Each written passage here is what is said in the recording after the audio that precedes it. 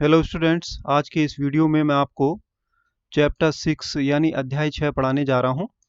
और इस अध्याय 6 का जो टाइटल है वो है पुष्पी पादपों का शारीर, एनाटॉमी ऑफ फ्लावरिंग प्लांट्स। यहाँ पर जो आप एक शब्द यहाँ पर देख रहे हैं, शारीर।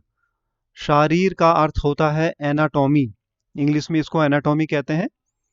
बच्चों, एनाटॉमी या शारीर का अर्थ है जीवों की आंतरिक संरचना का अध्ययन।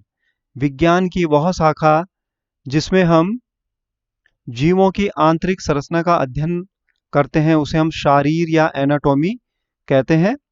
इस अध्याय का टाइटल है पुष्पी पादपों का शारीर, अर्थात इस अध्याय में हम पुष्पी पादपों के आंतरिक संरचना का अध्ययन करेंगे। यानी पुष्प के जड़ के अंदर की संरचना कैसी होती है, पुष्प के तने के अंदर की संरचना कैसे होती है, पुष्प की पत्ती के अंदर की संरचना कैसे होती है, यह सब हम इस पाठ में पढ़ने जा रहे हैं। और इसके साथ साथ हम पौधों में जो पाए जाने वाले विभिन्न प्रकार के ऊतक हैं उनके बारे में भी हम यहाँ पर पढ़ेंगे। सबसे पहले पौधों के शारीर या आंतरिक संरचना को पढ़ने से पूर्व हमें यह जानना आवश्यक है कि पौधों का शारीरिक संगठन कैसे होता है। बच्चों, जिस तरह से प्रत्येक जीव की इकाई कोशिका होती है, वैसे ही पौधों की संरचनात्मक और क्रियात्मक इकाई कोशिका या सेल होती है। कई कोशिकाएं आपस में मिलकर ऊतक का निर्माण करते हैं। कई ऊतक या टिश्यू आपस में मिलकर ऊतक तंत्र या टिश्यू सिस्टम का निर्माण करते हैं। और इसी तरह से पौधों में कई ऊतक तंत्र मिलकर पौधों के शरीर या बॉडी का निर्माण करते हैं। यहाँ पर जंतुओं की अपेक्षा इनका शारीरिक संगठन ऊतक तंत्र का होता है। अब यहाँ पर जो हमारा पॉइंट ऑफ इंटरेस्ट है वो है ऊतक या टिश्यू। यहाँ पर हम देखते हैं कि ऊतक या टिश्यू हम किसे कहते हैं, क्या उसकी एक परिभाषा है? क्या मात्र कोशिकाओं के एक सामान्य समूह को ही हम ऊतक कह सकते हैं? बच्चों, ऐसा नहीं है। कोशिकाओं का एक ढेर या समूह या ग्रुप ऑफ सेल्स ऊतक नहीं कहा जा सकता। ऊतक की जो वास्तविक परिभाषा है वो यहाँ पर लिखी हुई है कि कोशिकाओं का वह समूह जो उत्पत्ति, संरचना एवं कार्य की दृष्टि से समान होता है ऊतक कहलाता है। अर्थात यहाँ पर तीन दृष्टि से समानता होनी चाहिए। पहला, उत्पत्ति उस कोशिका के समूह की समान होनी चाहिए, यानी उसकी उत्पत्ति या उसका जो स्रोत है वो एक ही होना चाहिए। संरचना में उसकी समानता होनी चाहिए और कार्य में भी उसकी समानता होनी चाहिए। ऐसा कोशिका का समूह ही ऊतक कहलाता है। चलिए आगे बढ़ते हैं। इसके पश्चात अब हम देखते हैं यहाँ पर जो हमारा ऊतक है वो है पादप ऊतक। ऊतक की परिभाषा हमने समझ ली। अब हम देखते हैं पादप ऊतक यानी पौधों में पाए जाने वाले ऊतक कितने प्रकार के होते हैं। ब्रॉडली पादप ऊतक दो प्रकार के होते हैं। पहला कहलाता है मेरिस्टेम ऊतक या विभजोतक ऊतक। मेरिस्टेम ऊतक जो है इसका शाब्दिक अर्थ है विभाजित होने वाला ऊतक। ये ग्रीक भाषा का शब्द है और हिंदी में इसको विभजोतक ऊतक भी कहते हैं। तो ये जो मेरिस्टेम या विभजोतक ऊतक होता है यह सर्वप्रथम किसी पादप के विकसित होने पर सर्वप्रथम जो जितनी भी कोशिकाएं बनती है किसी भी पादप में, जैसे बीज का अंकुरण होता है, बीज के अंकुरण के दौरान जो मूलांकुर और प्रांकुर का जन्म होता है वह वास्तव में मेरिस्टेम या विभजोतक ऊतक की सक्रियता के कारण होता है। अब इस ऊतक की कुछ विशेषताएं यहाँ पर लिखी हैं कि पहले विशेषता लिखी है कि यह सतत विभाजित होकर स्थायी ऊतकों को जन्म देता है। अर्थात मेरिस्टेम या विभजोतक ऊतक की विशेषता यह होती है कि यह हमेशा ही विभाजनशील अवस्था में रहता है, कंटिन्यूअसली डिवाइड करता रहता है और अपने पीछे पीछे डिवाइड होकर स्थायी ऊतकों को जन्म देता रहता है। और दूसरी इसकी विशेषता यह है कि यह पौधे के बढ़ते भागों में पाया जाता है। जैसे माना पौधे का तना बढ़ रहा है तो तने के शीट्स में यह पाया जाता है। तना चाहे लंबाई में बढ़ रहा हो या मोटाई में बढ़ रहा हो उसके लिए मेरिस्टेम ऊतक ही जिम्मेदार होता है। तो मुख्यतः जो भी वृद्धि चाहे लंबाई में हो या चौड़ाई में हो, जो भी वृद्धि पौधे में पाई जाती है उसके लिए जो जिम्मेदार ऊतक होता है उसे हम मेरिस्टेम या विविजोतक ऊतक कहते हैं।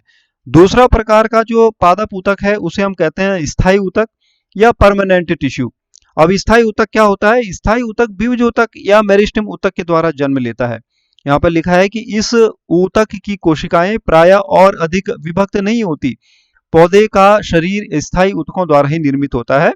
तो ये जो स्थायी ऊतक है, ये स्थायी ऊतक अधिकांश जो पौधे की जो अधिकांश भाग होते हैं वे स्थायी ऊतक के द्वारा ही बने होते हैं, चाहे वो तना हो, जड़ हो, पत्ती हो या अन्य पुष्प वगैरह हो, वे सभी जो है स्थायी ऊतक के द्वारा ही बने होते हैं।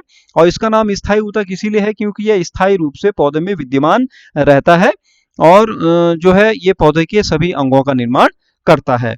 चलिए आगे बढ़ते हैं। इसके पश्चात आज जो हमारा मुख्य प्रकरण है, आज का ये जो अध्याय 6 का जो पहला भाग है, इसमें मैं आपको बताने जा रहा हूं जो हमारा पहला प्रकार का जो पादप ऊतक है या मेरिस्टेम ऊतक, उसके कितने प्रकार होते हैं। बच्चों, जो मेरिस्टेम या विविजोतक ऊतक होता है उसको दो तरह से हम जो क्लासिफाई कर सकते हैं, वर्गीकृत कर सकते हैं। पहला है उसकी पौधे में स्थिति के आधार पर और दूसरा है उसकी उत्पत्ति के आधार पर। तो पहला हम देखते हैं कि अगर जो है स्थिति के आधार पर मेरिस्टेम ऊतक कितने प्रकार का होता है। पौधे में स्थिति के आधार पर मेरिस्टेम ऊतक 3 प्रकार का होता है। पहला कहलाता है शीर्षस्थ मेरिस्टेम, दूसरा कहलाता है अंतर्वेशी मेरिस्टेम और तीसरा कहलाता है पार्श्वीय मेरिस्टेम। शीर्षस्थ मेरिस्टेम जैसे कि इसके नाम से स्पष्ट है, इंग्लिश में इसको एपिकल मेरिस्टेम कहते हैं।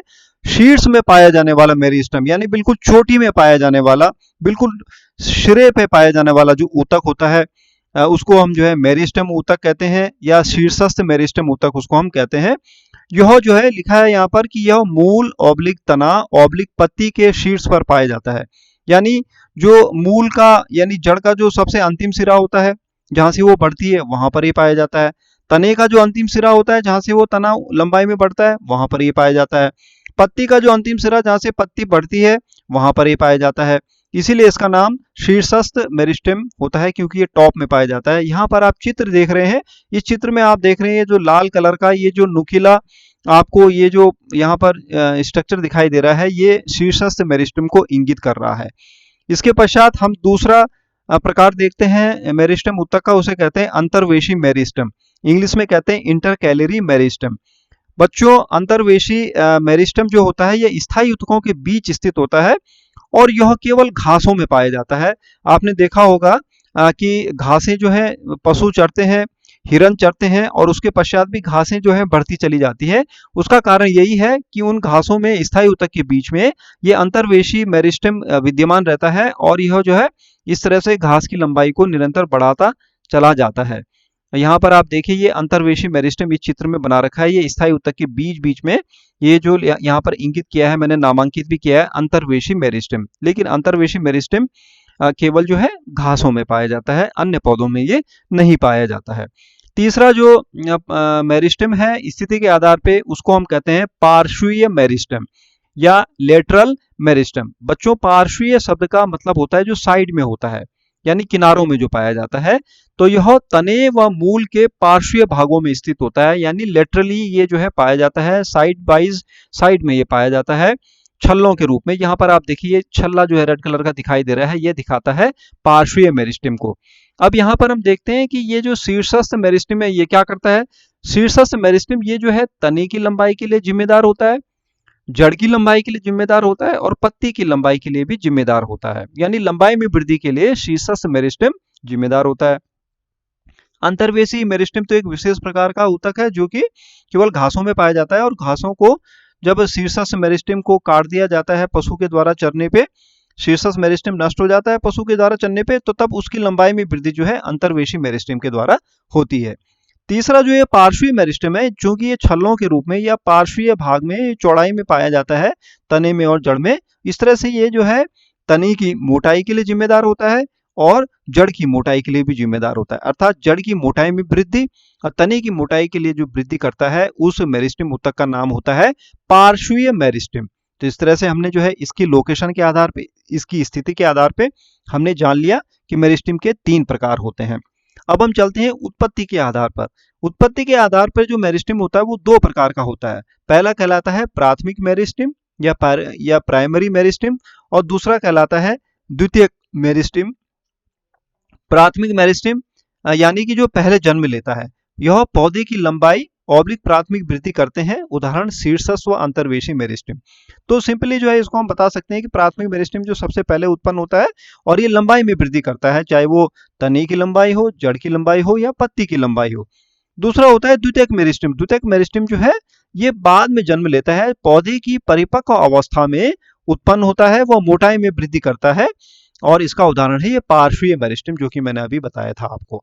तो ये प्राथमिक मेरिस्टेम जो लंबाई में वृद्धि करता है और द्वितीयक मेरिस्टेम जो चौड़ाई में वृद्धि के लिए जिम्मेदार होता है।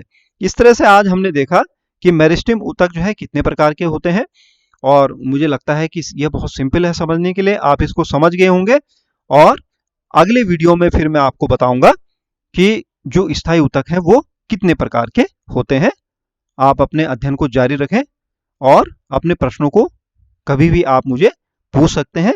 Best of luck for your studies. धन्यवाद।